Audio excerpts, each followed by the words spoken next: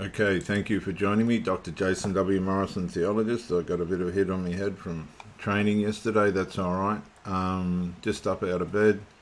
I have found a nice little 20-minute covert emotional incest explanation, which I think I'll put on the channel. We're going to go over to Psychology Blog.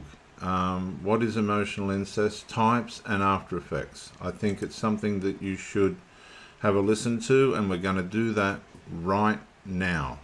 We understand that if someone was betrayed, beaten, abused in childhood, they're gonna have psychological problems. But we also see some people who seemingly have perfect childhood. They were like the chosen child, everyone loved them, and still they have psychological problems. What is emotional incest? We all know what is sexual incest. It's when a parent can use their child to satisfy their sexual needs.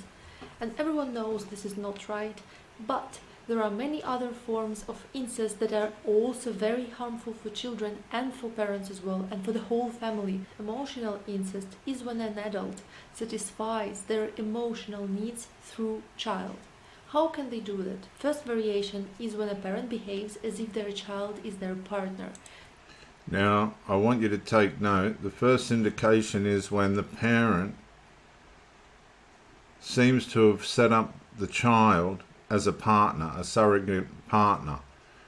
Now, I knew nothing about covert emotional incest, but when I found myself in it, this was the sort of thing that I was noticing, and I was troubled, and I had to, what happens to you is you go into a spin. You start to ask yourself, have I got jealousy issues with these people? Why would I feel, but then you say to yourself, why would I feel jealous about a woman's adult child, male child? And you're going, no, it's not jealousy. There's something else going on here. I want you to listen very carefully to what this lady's saying. They go to movies together, they hold hands, they talk about everything and nothing, they spend a lot of... Now, I had a partner some 20 years ago, and she'd leave you sitting on the sideline, and she'd go, this woman and her son, they'd go on cruises, they'd go on day trips, they'd do all sorts of things together, and you'd be standing there and you'd be asking yourself, what does all this mean? Whereas with our family, if I had a partner, we'd take the partner with us. We wouldn't exclude the partner. These are warning signs that you're in a relationship as a convenience. Covert emotional incestual people will use you as nothing more than a convenience. You have to understand this. You'll be wasting your time. Of time together, such child can feel this weirdness, as if they are going on a date with their parent. Very often, a lonely woman would find such husband in her son and would never let him go away from her because she compensates her needs. Second variation. Right, so what you just heard it for yourself there then. The mother sets up the son as a husband, a replacement husband. Now, this can happen while the husband's still in the marriage. If the husband's negligent and just full of himself, this will happen while the husband's in the house, and he'll just think, oh, mum and Johnny's going out to the shopping or something, but they're actually literally on a date. It becomes that deep. You have to grasp this stuff. It's deep. Number 2, here she goes. Of emotional incest is when parent uses a child as a best friend or psychotherapist. They can take them to parties, let them try alcohol. Okay, she just said something very interesting there. She said, when the mother uses the son as a best friend. This happens all the time. But she also said, as a psychotherapist, this is when the adult's inviting the child into a situation where he's becoming the therapist and she's the therapist. One of my big arguments in my last relationship was I'd watched it for 9 months go round in a circle on a like on a merry-go-round without an off switch. They got nowhere. In fact, as a matter of fact, they were just fueling each other's habits, and it was just It was so unhealthy. I couldn't take it anymore. But anyway, she thought she was the therapist for this boy, but she was actually the enabler of the dysfunction. And to watch as an outsider looking in, to see how lost these people were. Not only was it troubling, it was I needed rehab. After I come out of that, I needed to get counselling, because trying to comprehend what was actually going on was deep, really, really deep, because you've got to challenge yourself. You've got to say to yourself, am I in order here? Am I reacting to something that's not real here? Am I immature? Am I being selfish? Am I being cruel? What's happening here? But the parent and the child are in a romantic, emotional, incestual relationship. There's a lust in their relationship. Very early, talk about the adventures of the youth, about their sexual life, and they can complain about many boyfriends or girlfriends they had and seek advice and support from this child and put the responsibility for their feelings and for consoling them on the child. Should parents... Now, you need to listen very carefully here, because the parent now this is what happens. They start consulting the child about their romantic relationships. It's a child. There's no way a young man could figure out my dynamic, my experience, and the way in which I deal with a woman. One of the things I said to her was, only you can measure how I've treated you. I knew she had those children in all of our business. These people need help.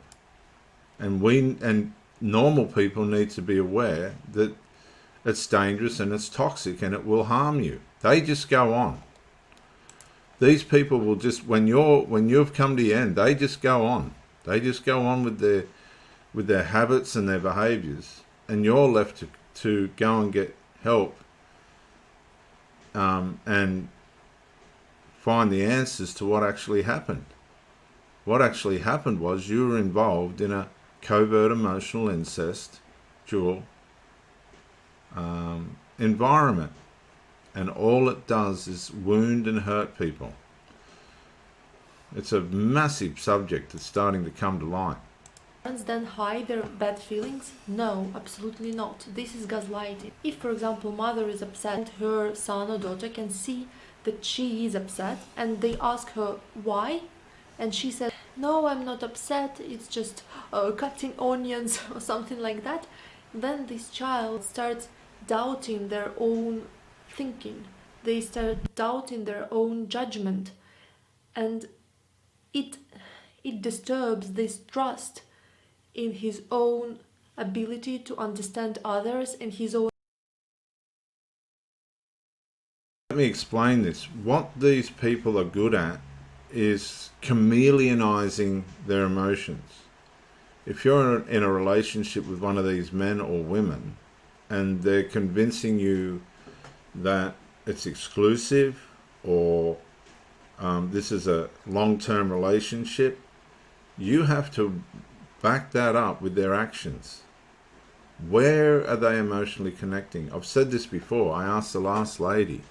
I come to the place, I'm trying to work out where this relationship is, and I surprised myself. I said to this woman, I said, who are you emotionally connected with? Who are you emotionally venting with? Because it wasn't me. It was the son. She was going home and venting all her personal business with the son.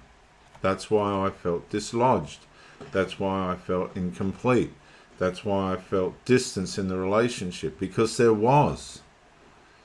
she was emotionally living out her life with another person, her son, which is not just incest, it's actually an affair.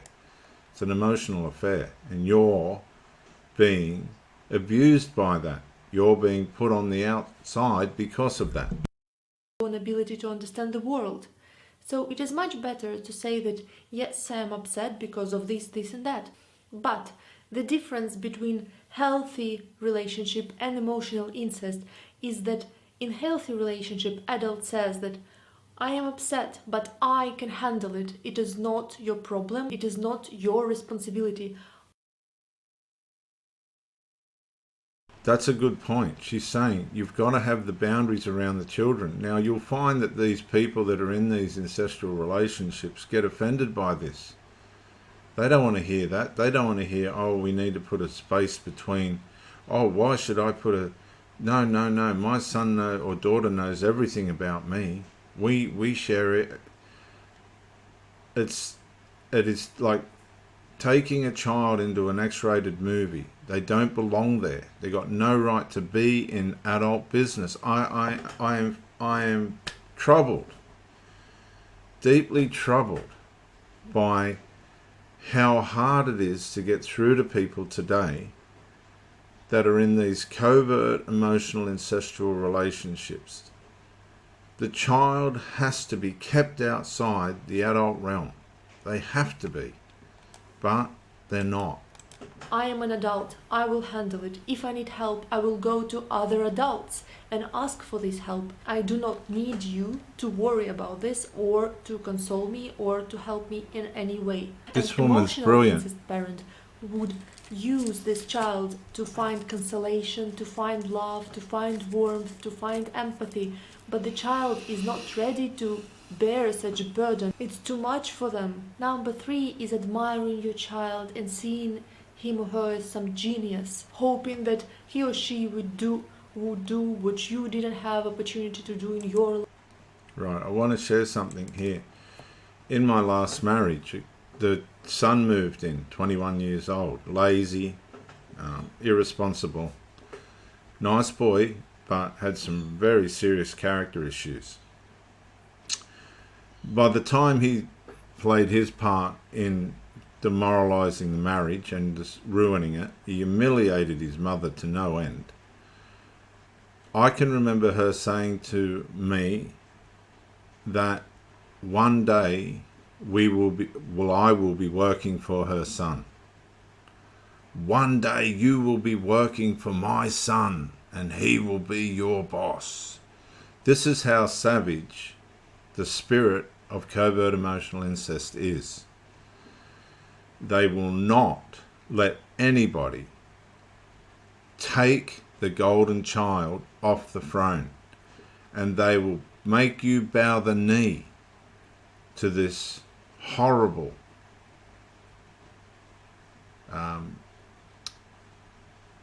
obsessive. They're obsessed with the love that they have for their child. One day you will work for him. He couldn't even make a sandwich. It was so destructive. Life and kind of living through your child. This has very harmful consequences. I will tell you later. Number 4 is when child is a scapegoat. Just like in the previous one, parent wants to live through their needs of importance. They want to realize their dreams through the child, but they think that this child is not good enough. So they start attacking this child, calling him names and being very irritated with his imperfection, because they don't want to achieve things on their own in life. They want to live through their child, and the child is not good enough. Number 5 is sexualized emotional incest. Everyone knows that having sex with children is not correct. Sexualized emotional incest is going just on that line. Parent and child do never have sex and start making comments that imply that she's sexually attractive, even like in a joking way. Or parent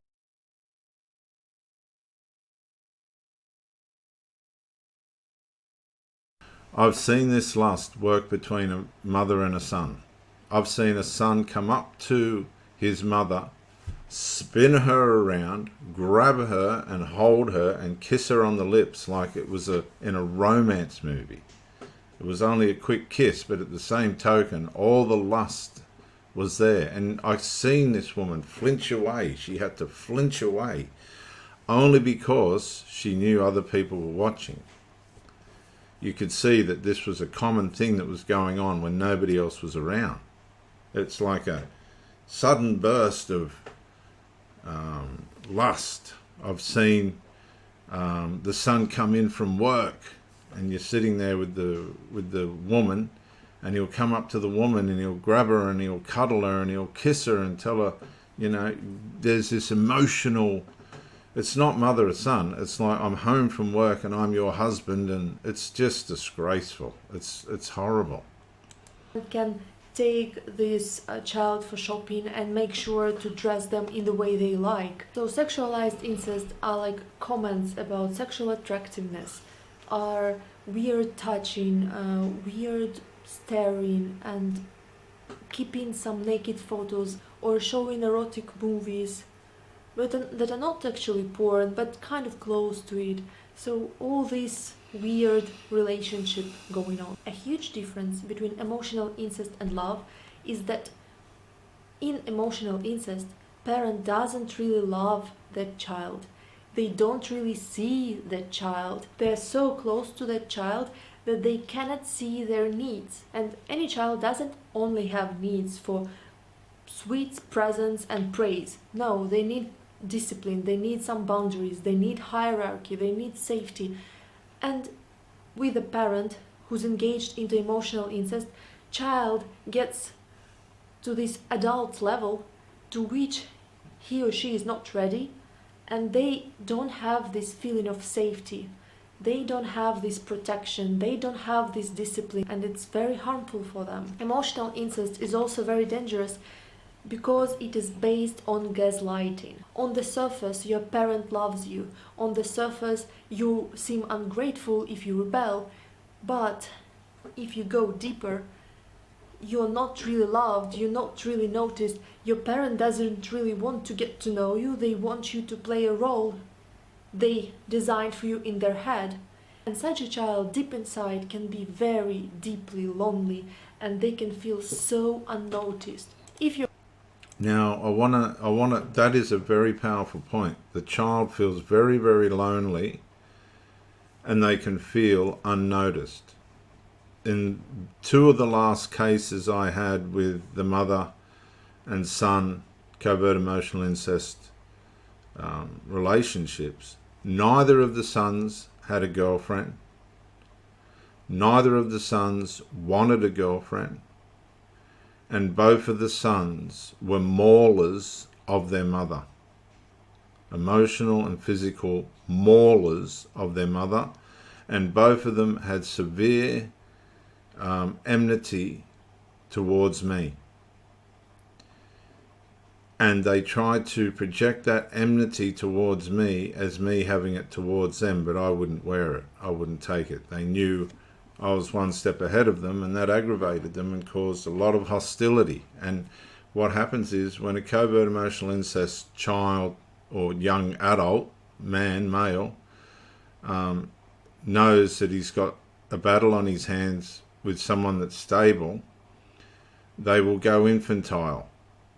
You'll start to watch their behaviour go infantile, and you can guarantee you're in for a ride at that point. your parent beats you or mistreats you, you can easily notice it. You can easily say that this is wrong. But if your parent surrounds you with seemingly love, with presence, with attention, but at the same time makes you betray yourself, makes you disconnect from yourself, this is very difficult to process. Many such children imagine that their childhood was totally perfect, that they were very much loved, and they cannot understand why they have some problems in life. What are the consequences of emotional incest? First of all, huge fluctuation in self-esteem. One day they feel like they're genius, one day they feel like they can achieve whatever they want, and they feel so powerful and smart and attractive and excellent. Another day they feel like complete nothing, like a loser, and they cannot find this stability. Their self-esteem is constantly up and down, up and down. Now, I've seen this. I've seen this in both cases, where 1 minute the child's grandized and on a high and rolling along. I'm handsome, I'm wonderful. And the mother's stroking the ego. And the next day the mother's in a panic because we're down in the room and we're discussing the depression and we're trying to stop suicide and we need to, you know, and you go from high to low. You're watching this and you're going, there's no stability, there's no boundaries, there's no therapist. The mother thinks she's the therapist. Bizarre. One of the women ended up getting her son to therapy, but you could see he just wanted the attention of his mother. He didn't want therapy. Second, it is also difficult for them to fit into society, to fit into group, because... Now this is a powerful point. A very powerful point. Very powerful. Very, very powerful point. Because both of these boys were seclusive. And in their seclusion, they needed their mother. They didn't want to know about the outside world. They just wanted to be close to their mummy. And I'm talking about young adult men. Now that's 20 minutes. I'm going to stop this video. I'll make it part A. We'll make this a 2-part series. I think this lady... Ever since childhood, they were... She's very good. So I hope you get comfort and ease and some solace from this. Some alleviation or repose at least, and some consoling. So this is Dr. Jason W. Morrison. We'll come back with the second part to this. There's still a long way to go on that video. Bye for now.